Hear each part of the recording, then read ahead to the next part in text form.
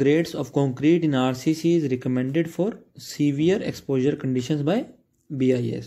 Severe की बात कर रहा है, मैंने आपको बताया था mild, moderate, severe, very severe, extreme. एक बार दोबारा रिकॉल कर लेते हैं, रिवाइज कर लेते हैं। जिन बच्चों को आता है बहुत अच्छी बात है कि विद इन वन गो आपको याद हो गया, बट फिर भी हमें सब बच्चों को साथ लेकर चलना है, तो हम रिवीजन एक बार कर लेते हैं। देखिए ये मैंने पढ़ाया था आपको, माइल्ड कंडीशंस होती हैं उसमें ग्रेड होता है M20, माइल्ड में होता है हमारा ग्रेड M20, मॉडरेट में होता है M25, सीवियर में होता है M30 और वेरी सीवियर में M35 और एक्सट्रीम में M40। क्वेश्चन में हमसे सीवियर पूछा गया है तो इसका आंसर हो जाएगा हमारा M30। मॉडरेट होता है M25 होता, याद रखेंगे ये हमारा RCC के ग्रेड है। मिनिमम ग्रेड हमारा M20 होता है RCC में, और PCC में क्या होता है M15 से स्टार्ट होता है PCC में। सीवियर कंडीशन में M30 होता है हमारा राइट आंसर।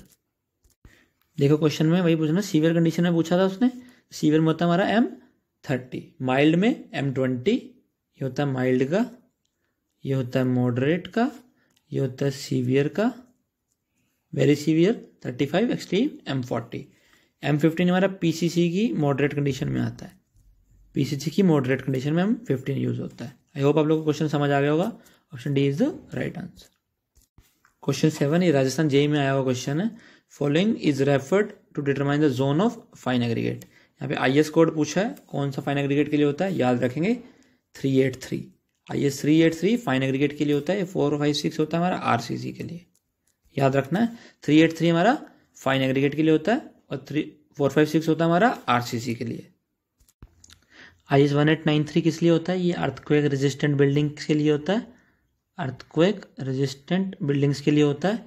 IS 1236 होता है सीमेंट कंक्रीट फ्लोरिंग टाइल्स के लिए, सीमेंट कंक्रीट फ्लोरिंग टाइल्स के लिए होता है IS 1237।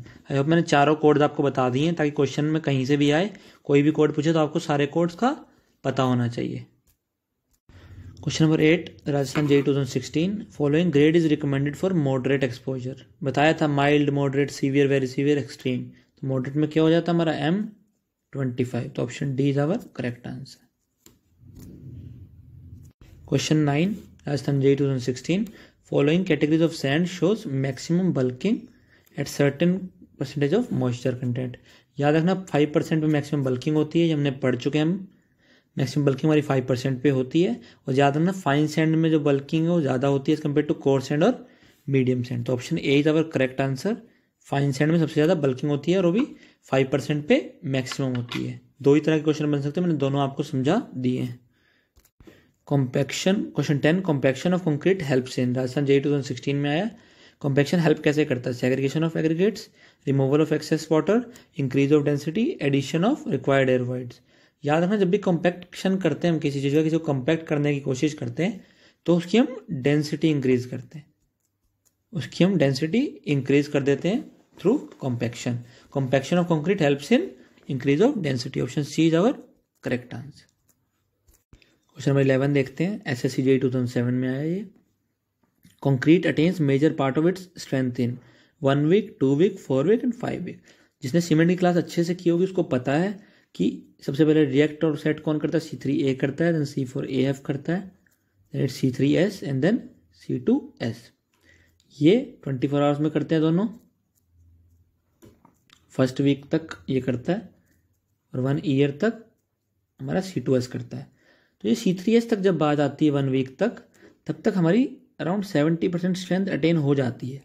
70 से अब तक अटेन हो जाती है हमारी, जब तक C3S रिएक्ट करता है अच्छे से। तो 1 वीक तक हमारी जो स्ट्रेंथ है मेजर पार्ट वो आ जाती है।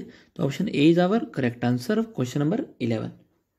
याद रखें 1 वीक में ही स्ट्रेंथ आ जाती है, 4 वीक्स वाली गलती आप ना करना।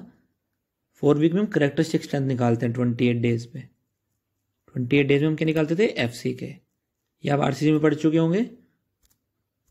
Question number 12 M20 grade concrete implies that strength of 15 centimeter cubes at 28 days of curing shall be 20 kg per centimeter square, 8 kg per centimeter square, 20 Newton पर mm स्क्वायर और 8 न्यूटन पर mm स्क्वायर। SSC जेईई 2007 में आया है। याद रखना जितना grade होता है 20 ग्रेड है तो ये इसकी करेक्टरिस्टिक स्ट्रेंथ कितनी हो जाएगी, 20 न्यूटन पर mm स्क्वायर, या आप लिख सकते हो 20 MPa। कहीं पे पूछता है तो 20 MPa। Option C is our correct answer.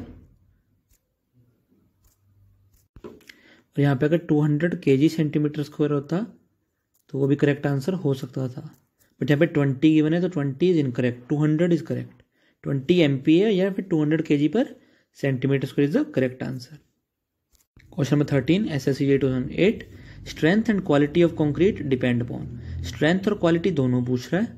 पहली चीज़, जब ग्रेडिंग ऑफ द एग्रीगेट यानी कि अच्छी ग्रेडिंग होगी तो स्ट्रेंथ भी बढ़ेगी और क्वालिटी भी बढ़ेगी, नो डाउट। हमने पढ़ा था वर्केबिलिटी ग्रेडिंग पर भी डिपेंड करती है, वेल ग्रेडेड हमारा कंक्रीट होना चाहिए। Surface area of the aggregate, yes, surface area जितना कम होगा टू बी लुब्रिकेटेड उतनी वर्केबिलिटी ज़्यादा होगी, यानी कि क्वालिटी हमारी बढ़ जाएगी। और सरफेस एरिया एग्रीगेट का ज़्यादा एग्रीगेट्स अच्छे होंगे तो हमारी स्ट्रेंथ भी बढ़ेगी। Surface texture of the aggregate यानी कि स्मूथ होगा तो वर्केबल मिक्स होगा हमारा। याद रखना है सरफेस टेक्सचर से भी फर्क पड़ता है। तो all of above is the right answer, option D. बहुत इजी क्वेश्चन था अगर आपके कंसेप्ट अच्छे से बिल्डअप हुआ है। Question number 14 SSCJ 2008, concrete having slump of 6.5 centimetre is said to be. Dry होता है, अर्थ मॉइस्ट होता है, सेमी प्लास्टिक होता है या फिर प्लास्टिक होता है, देखते हैं। क्वेश्चन में स्लम्प 6.5 सेंटीमीटर गिवन था, यानी कि 65 mm हो गया। वो 1 सेंटीमीटर में 10 mm होते हैं, 65 mm हो गया। अब देखो वर्केबिलिटी गिवन है, कंसिस्टेंसी गिवन है, slump value in mm given है। जब वर्केबिलिटी वेरी लो होती है तो कंसिस्टेंसी मॉइस्ट अर्थ होती है तो स्लम्प 0 से 25 होता है। लो वर्केबिलिटी में कंसिस्टेंसी ड्राई होती है और स्लम्प 25 to 50 होता है। मीडियम वर्केबिलिटी में कंसिस्टेंसी प्लास्टिक होती है और 50 to 100 स्लम्प होता है।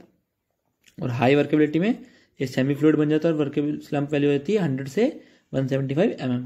क्वेश्चन में 65 mm गिवन है तो ये हमारी वर्केबिलिटी मीडियम हो जाएगी और कंसिस्टेंसी प्लास्टिक। ये चार्ट टेबल आपको याद रखना है, हो सके तो स्क्रीनशॉट ले लीजिए ताकि आपको याद रहे। तो हमारे क्वेश्चन का आंसर क्या हो जाएगा, प्लास्टिक। क्वेश्चन का आंसर हो जाएगा हमारा plastic, option D. Question number 15 देखते हैं SSCJ 2008, separation of water sand cement from a freshly mixed concrete is known as. इस प्रोसेस को याद रखना हम ब्लीडिंग बोलते हैं, इसमें सेपरेशन हो रहा है सैंड का, सीमेंट का और वाटर का फ्रेशली मिक्स कंक्रीट में से। इसको प्रोसेस को हम बोलते हैं